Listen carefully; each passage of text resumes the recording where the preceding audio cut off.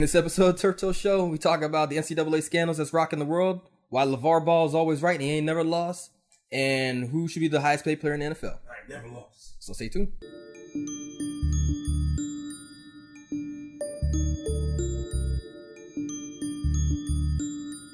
Hey, what's going on, guys? Welcome to another episode of Turf Toe Show, presented by TurfToeShow.com. Turf Toe. This is a show, podcast, YouTube series. Well, not really YouTube, because YouTube doesn't like us. I don't know what it is about YouTube. No one watches it. We're more like a Facebook kind of thing, but Facebook steals our information. Just a little show that, talk about the recent stuff in sports and our non-biased, actually really biased opinions on everything that happens in the world of sports. Basically. And I'm Mike Floyd, and rocking the 2-0 Lakers since Lonzo Ball came back. Let's go, baby. Making a push for the playoffs. And I'm Stephen Harris, rocking the Chauncey Billups #1 Nuggets jersey. I'll give you that one. They lost to the Clippers last night by 2 points. But hey, they got Lou Williams, the 6th man of the year, bro. That guy's amazing. But I'll give you Chauncey Billups. Yeah. But the reason why I wore the Lakers jersey is not because of the Lakers themselves. Because of the dad of the Lakers, LeVar Ball. Yeah. Now, if everybody remembers when his son was coming out of college, he kept talking trash about the NCAA. He pulled his other 2 sons out of school because he didn't like the NCAA. Well, the past week? Well, the original report came out maybe a couple months ago. Okay. Well, there's end of last year. Yeah, when the original report came out. The FBI was wiretapping a bunch of players' phones, coaches, and it was this one particular agent. I don't remember his name. They're wiretapping his phone, and they just record all these conversations to where they found out the head coach of Arizona, Sean Miller, was caught on FBI wiretap discussing a $100,000 payment to freshman DeAndre Ayton to make sure he plays for Arizona. And it just started this crazy spiral. And everybody's shaking in their boots now. So now they're talking about Duke is probably involved, North Carolina, Kentucky, Louisville. I think even Michigan State, and they don't need any more bad press with the whole Larry Nassar thing. No, yeah. But it just started this whole conversation: is the NCAA really needed? Because you're essentially taking these kids, who a lot of them are coming from pretty much nothing, who actually need the money to survive. Everybody's like, oh, they get a college scholarship or whatever, they get education, but you can't. You still need to survive. Yeah, you can't eat off of a piece of paper. So the report. It names NBA agent Andy Miller is former business associate Christian Dawkins and Miller's agency ASM Sports. Miller hasn't been arrested or charged in the case, but the NBA Players Union took away his agent certification in December, removing him from that business. So that's part of the basis. That's part of where where it started, because basically they're funneling these guys, these high school players. People are getting paid to funnel them to certain schools, so they'll play for those schools. And that sort of pay-for-play thing, even though as NCAA rules go, these players can't get paid or make any sort of money off anything that they do, even though the school and the NCAA can make billions. Yes. Which is ridiculous.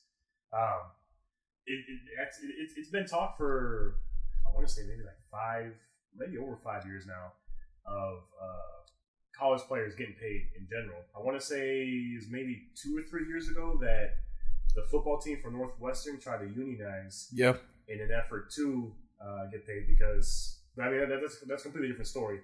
Their locker rooms, their facilities were just crap, and they were trying to unionize in the fact that they needed better working conditions, basically. But back to the NBA and NCAA. These have really kind of ramped up as far as the story lately. The coach for Arizona, his name came out, and they didn't let him coach the last game.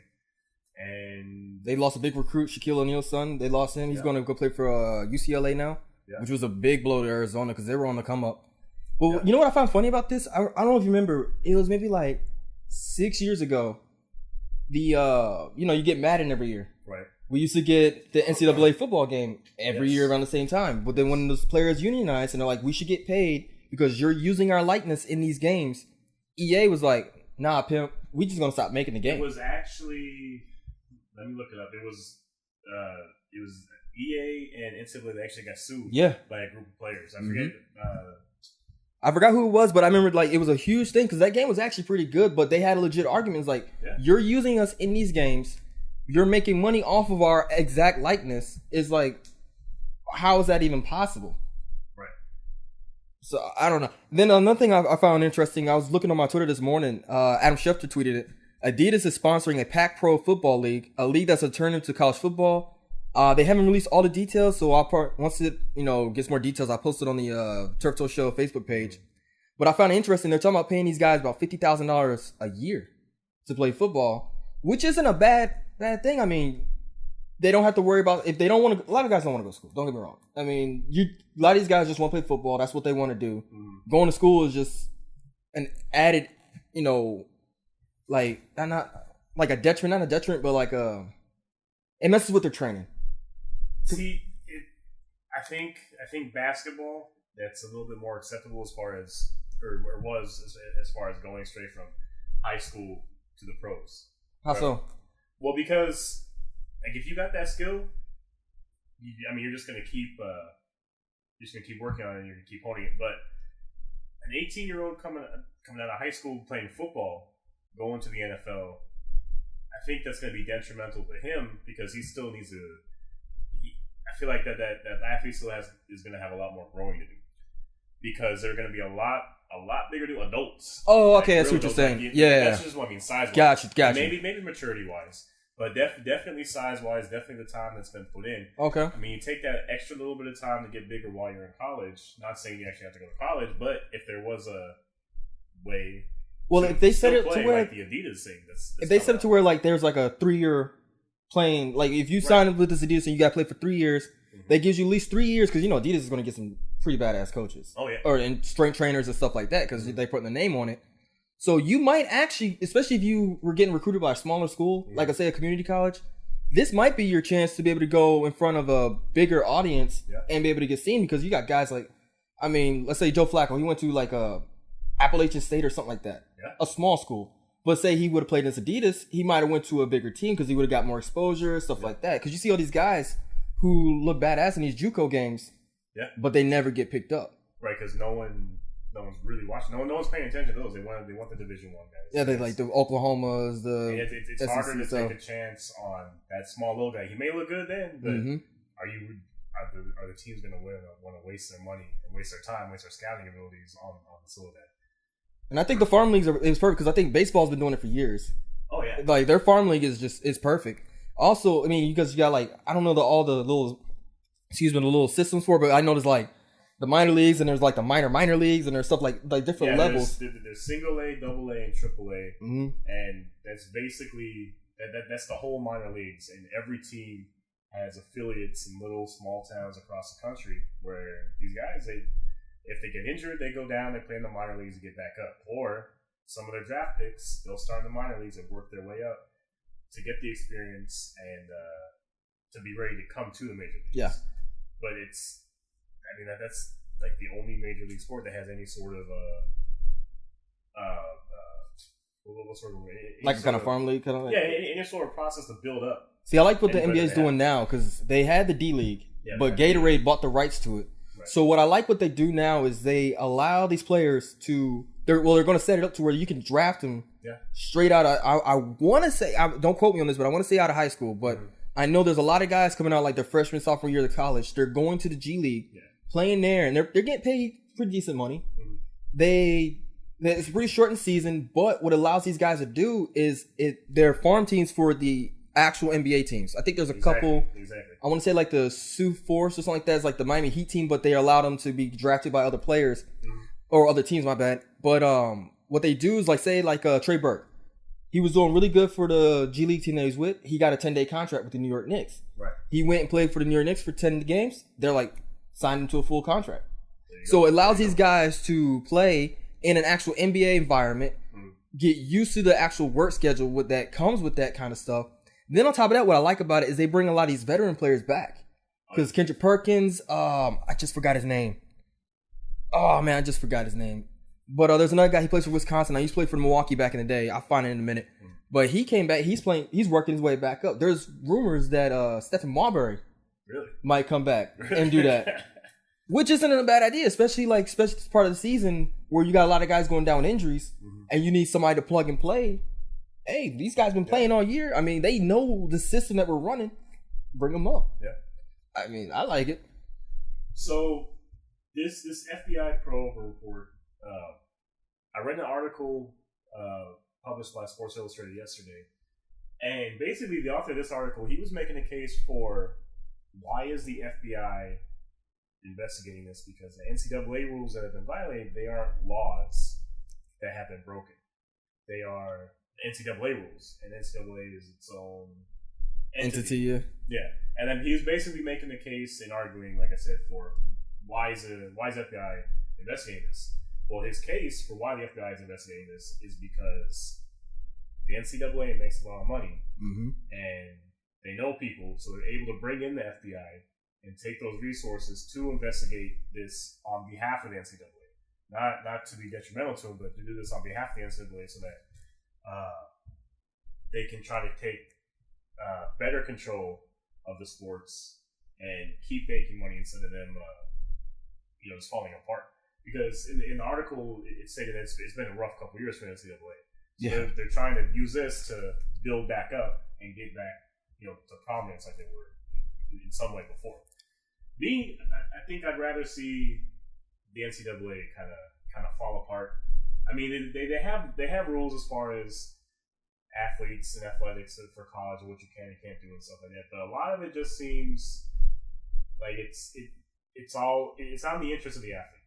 It's in the interest of the schools, the benefactors, the board of trustees, and the people that actually work for the NCAA, the nonprofit organization that makes millions of dollars, or billions, I don't know if it's billions, but hundreds of millions of dollars a year off of athletes that don't get paid. So, and there's like no protections for these athletes once they get hurt. I mean, not at all. You lose your scholarship. I mean, you're done. So it's like there's no benefit unless you're guaranteed to go to the pros. There's no benefit of playing under the NCAA.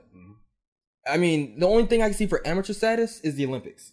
That's the only thing I can see because it makes it fair across the board. I mean, unless you're Russia, but I don't see why anybody would want to play for the NCAA knowing that they make all this money off you and you get nothing for it. You're busting your butt every single day for a bunch of fat coats in an office somewhere. And then the guys that do get money under the table, if that comes out, everyone washes their hands of it, but it's on the athlete. Yeah, they want to blame the player. It's like they did it. It's like, but I look at it as, if they're talking about why the FBI doing it, I look at it as money laundering. Because these guys are able to funnel this money from all these different spots and nobody knows where this money's actually coming from. Because you got like shoe companies who are like, oh, I know, like say like, I don't know they're actually doing this, but I know Jordan Brand sponsors Michigan. Right. Say like Jordan Brand wants a big time player to rock their shoes because knowing this big time player is going to eventually get into the league. Right. So if they pay this, this agent, I'll say 100 G's to like guarantee that this player goes to Michigan, then that agent can go to the coach, be like, hey, make sure this guy gets the playing time, throws him a little extra cash. Then they throw the cash to the player because, you got to pay the player to get him there. True. Because, most likely they got a family to feed. They got parents and brothers and sisters. They bring that player there 3 years, one and done. They're back in the league. And then on top of that, they can set up the contract to where the players got paid back the agent the money they paid him. So it's like you're legitimately just screwing the players. Like, I mean, that could be it. That could be, a piece I'm missing in it. Because I was looking at Cal Kuzma, he $3,000. Like, really? I was telling you before we started recording, that Adam guy, he was talking about, he wrote down $67 and some odd cents for a dinner. And he wanted the guy to pay him back for it. I'm like, you have got to be the most pettiest dude, like, ever, man. Like, you're going to sit there and charge these cats this kind of money. I mean, and that's why I don't trust people who make money off of other people and don't do anything. Like, like, the fact that you have to have an agent to negotiate contracts in professional sports is kind of jacked up to me. My thing is, if you're business savvy enough, because there's a lot of guys who are really smart enough that are professional athletes, say like a LeBron James. I'm pretty sure he can negotiate his own contract. Now, there's some guys like Birdman who probably shouldn't do his own contract. Right. But then, like, guys that actually have this kind of business sense, they shouldn't have to pay an agent. Well, that's the reason. It's because there's a market for it, because there are guys that don't know the system. Yeah. And probably will get played. But then there's also agents that don't know the system and they're trying to make money off of other guys and make that. Well, they should do it things like that. They should make a law where if you're going to be an agent, you should be like a fiduciary. So, like, pretty much if you go with a financial planner, a fiduciary has to have your best interest in mind. Right. So if they make a law stating that, like, hey, if you're going to be an agent, you have to have your client's best interest in mind, not just make it as much money as possible for you, then I think that will change a lot of this stuff. Because you see, was it Ballers? The show about The Rock? Yeah. That's all about the underworld of being an agent. Yeah. So but the thing is, like, everybody knows about it. Everybody's all for years. We've all said all the players getting paid. Who cares? Mm-hmm. But I think it's getting to a point now where you got guys like LeVar Ball, Adidas. We laughed at LeVar when he was talking about starting his own little semi-pro basketball league, but it made sense. Yeah, I mean, why not? Why put these kids through all this stuff? There was a kid who just got hurt. He blew an ACL or something. He was supposed to be a top draft pick coming out of college, and he's done for it. Yeah, I mean, who knows? I mean, he might be able to come back, but I mean, who knows if the school's gonna give up on him or give him time to recover or whatever. So switching from one sport to another sport, jumping over to the NFL.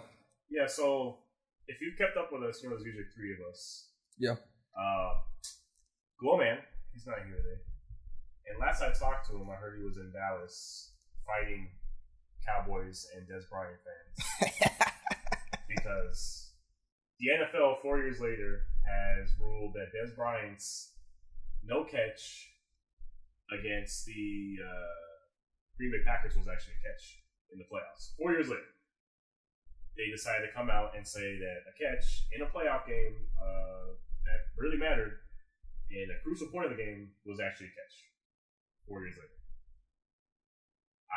I personally, I'm not a big fan of them coming out and reversing calls on anything after the fact because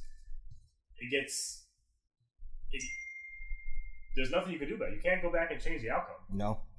It's done. It's not like they're going to go back and replay that playoff game against the Packers. Which would be awesome. Yeah, bring back Tony Romo for Romo, you're coming out the booth. And then replay the entire 2014 playoff, entire 2014 playoffs. They're not going to do that.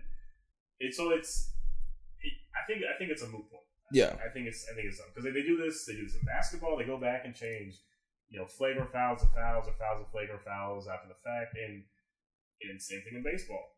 They'll go back. Oh, maybe that should have been a strike or that should have been a catch, whatever. But it makes no point after the fact. Yeah. I'd rather see the right call be called in the game and just stick with it. Yep. If the world doesn't agree, if even the refs or your bosses, the boss of the refs don't agree, you made the call. They shouldn't go back and reverse it. No. Because it makes no point. It doesn't change. It just enrages fans and causes more arguments now. Yeah. And it's really no point. I mean, like you said, like in basketball, say like only time I can see him in basketball is say like if you're going back saying a tech wasn't a tech, and it allows a player to keep playing, I can see doing that. But it has to be like right then and there. Oh yeah. You can't wait a couple games down the road and be like, oh yeah, by the way, that wasn't a tech. It does us no good. Now I can see if you're gonna be like, you can base a new rule, like, hey, there was so much controversy over the Dez Bryant catch. Mm-hmm. We're now stating that this is the new parameters for that. I would go with that. I wouldn't go straight out, flat out say, hey, the Dez Bryant catch was a Dez Bryant. It was an actual catch. Right. I wouldn't say that because then I was like, where people are all upset and up in arms. I'm talking about boycotting the NFL over a catch. Like, really? Now, to your point, they are, ever since that time, for the past 4 years, they have been evaluating the rule of what a catch, or what is a catch, what isn't a catch. And as we all know, over the past 4 years, they still haven't gotten it right because there's been plenty of catches that didn't look like catches and plenty of no catches that did look like catches that got called and all that stuff. So obviously there's still no fixing to the rule. There hasn't been one fix whatsoever. Now we're just going back and saying the reason that started the whole conversation is a catch. So I think if they're going to call that a catch, then everything from that point on that was iffy, that wasn't called a catch, should be called a catch. Yeah. I don't know. Maybe they'll figure something out. They got to do something with these refs, though, man. Like, I don't know if, like, I understand, like, there's a lot of rules, like, little ticky-tacky stuff, but they got to kind of simplify it. It's like, if the fans know it, the refs should know it because they know the rule book better than we do. They're supposed to. Like, if it's blatant to everybody in the stadium and everybody watching around the world, even the announcers are agreeing with us, who actually, majority of them played the game. Mm-hmm. It gets to the point, like, really, like, come on now. Like, you're slowing down the game of play. We already say the games are too long as it is. Mm-hmm. It just gets to the point, like, the NBA, it's gotten to a point where the refs don't even, like, actually make the calls on the floor. They go to the replay thing, and the call's made from New York. Yeah. So it's like, you're just slowing it down, man. Like, we're paying all this money. it's a waste of our time. So, I don't know. But you know what I think is more funny than that? What? Is Papa John's losing their NFL sponsorship and I think either Pizza Hut or Domino's picked it up. But what's funny than that is DiGiorno is trolling them. Oh, yeah? Yeah, so DiGiorno just posted a couple times, we're still the official pizza of your home oven. Not a real thing. We're talking about official sponsors. We're not talking about the pizza. We're talking about sponsors. Then they're like tweeting out to the XFL because that's making a comeback in 2020. Oh, that's right. And then they said, they're like, better pizza, better sales. And I'm like, bro, like, this is hilarious to me. I just think it's funny that people are like in an uproar over that. Like, people are, dude, like, I've seen people, I guess all. Like, okay, because you have like two factions. You have the people that have been boycotting the NFL. Yeah. And everybody that sponsors the NFL because of leaving and all that stuff. But you also have the other side of people that love the NFL and like, okay, well, I'm not getting Papa John's anymore. Well, there's a ton of people out there like, yes, I will eat Papa John's all the time now that they're not sponsored by the NFL. I'm like, really? Like, why is this such a polarizing issue? Like, if you read the comments online and see what people are saying, this is a bigger issue than you would think. But my thing is, Papa John's is trash. It's It's trash, bro. Like, it's for the price that you're paying. Well, yeah. Okay. Papa John's is trash for that price. Domino's made money because they're like, yo, we know our pizza's trash, but you're gonna pay a trash price. So $5 for a large pizza, I mean, you can't beat that. When I go to, if I'm paying $15 for a pizza from Papa John's, I go to like an actual restaurant and get some good, decent stuff. True. Why would I pay $50 for trash? So that's my thing. Like, don't have Peyton Manning smile on my face and have some random, Papa John's employee like, oh, we love each other. No, like your food's trash. That's why your CEO got fired. Fun fact: Peyton Manning is the owner of probably about 20 Papa John's in the Denver area. Oh, he's probably mad now. He's like, I'm selling my stuff now. I mean, why would he care? He's making money off it. He can't even turn his neck. Oh, steroids. So, but the last thing I wanted to talk about was Kirk Cousins. Actually, I don't really care about Kirk Cousins. The one thing I want to talk about is Ryan Shazier. Okay. So, he's not playing this year. Yeah. So, and has he even been able to walk yet? I think I saw pictures of him standing. I don't see any videos of him walking. Yeah. Other thing that was pretty interesting was Mike Glennon got cut by the Bears. He should have never been signed in the first place. I was gonna say who? The Olympics reinstated Russia's privileges now. Are the Olympics? Are they done? Are they still going on? I'm assuming they're done because I haven't heard anything else about them. Yeah, I was trying to keep up with that, and it just fell apart. The only really interesting things in the Olympics were snowboarding and skiing, kind of. Oh, what's her name? Lindsey Vonn. She came in third on stuff. I think she got a silver medal in the slalom or something like that. And it was like her last one was emotional because she's broke every bone in her body. Oh shit. Yeah, they did an E60 report on her, or outside the lines or something like that. She's tore her ACL 3 times, broke her ankle, broke her hand, broke her arms, and now she's finally going to the Olympics. Wow. She had a good run. Yeah. She was with Tiger for a while, so I'm sure that motivated her. It's like I love Lindsey Vonn. She's a great competitor, and she can go off the things. But yeah. Speaking of Tiger, he's now played in 2 PGA. I don't know. He's golfed for the past 2 weeks in a row and made the cut. And he's doing all right. He's making a comeback. He's gonna be number 1 again soon. Watch. Oh, now I remember what I wanted to talk about. The running back for the Carolina Panthers just got cut. Jonathan Stewart. Really? Yeah, they just cut him today. Instead of giving him a pay cut, they cut him. So there's a lot of veteran players who are just getting like, hey, done, like out of here. And I'm like, how are you gonna blame the Panthers' problems on Jonathan Stewart? Like, yeah, that's not Jonathan Stewart's problem. He played literally every game for you guys. Yeah. Like. And what the hell? Unless they know something that we don't know. Well, Cam has still been the leading rusher, so it's not like.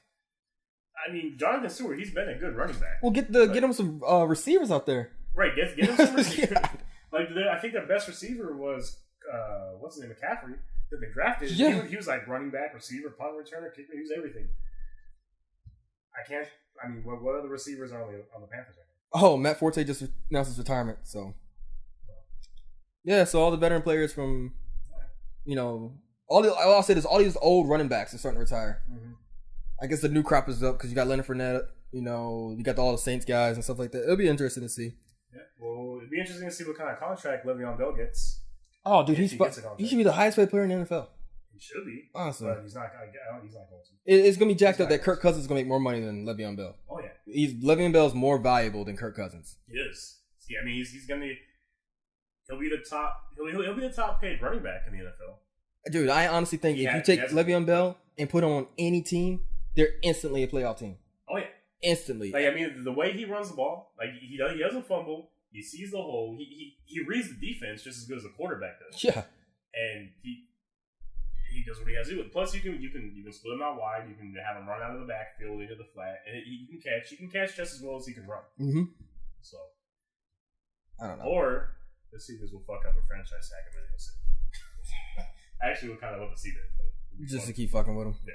Oh well. But that's gonna be it for this episode of Turf Toe Show. Hopefully next week Glowman will be alive and not dead from whatever sickness he has in his face. I'm pretty sure he caught something because that guy's been like down and out. But you can follow us on all the social media websites, Twitter, YouTube. Well, not YouTube, but Twitter, Facebook, Instagram. You actually can't follow us on YouTube. Yeah, I guess I should start uploading again to YouTube. But we do a lot more of our stuff on Facebook. Hit us up on the website. You know, I want to also get started to having people call in and actually working with us on this. So we'll let you guys know about that. More details coming soon. But anything else, man? Baseball spring training started. Oh yeah, Russell Wilson showed up to the Yankees spring training camp. Yeah, he apparently was crushing home runs in batting practice. So. He's crushing a lot of stuff too. But that's gonna be it, guys. Till next time.